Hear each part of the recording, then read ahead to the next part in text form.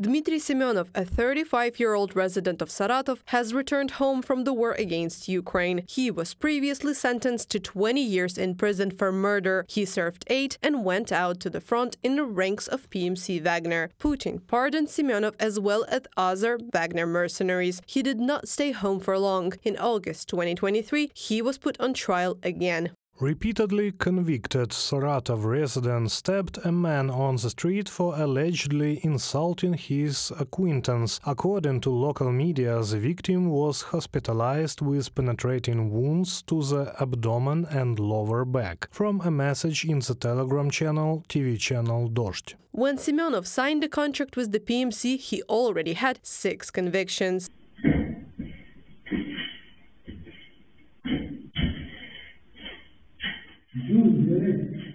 And this is another participant in the war against Ukraine pardoned by Putin. Yuri Gakhov, a resident of Orenburg, also fought in the PMC Wagner. He returned home safely and soon raped 11-year-old girl from Sol-Iletsk, who has visited a neighbor at her mother's request. How many rapists and murderers Putin pardoned for participating in the war against Ukraine is still unknown. In March 2023, Prigozhin mentioned about 5,000 people. The news that the murderer of 33-year-old Olga Chan was pardoned and returned home from the front after half a year shocked the victim's mother, Lyudmila Fokina.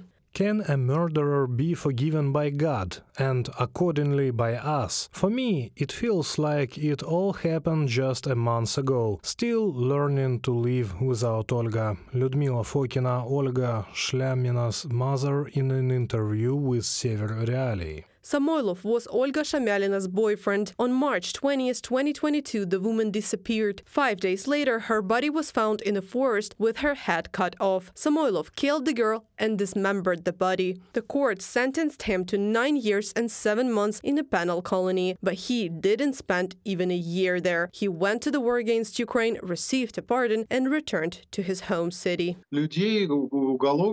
People with long sentences who committed crimes were sent to war, and then those who survived were amnestied and returned to their homes. As far as I understand, most of the stories are about them. Many of them repeat these crimes, committing brutal murders, arsons, and so on. Of course, this was clear from the beginning, except apparently to the Russian authorities. And there will be more and more such cases, experts believe. Mobilization into the Russian army and recruitment into numerous private military campaigns in Russia continues, including in places of detention. Reported by Anastasia Tarnavska, Yulia Granovska, UATV News.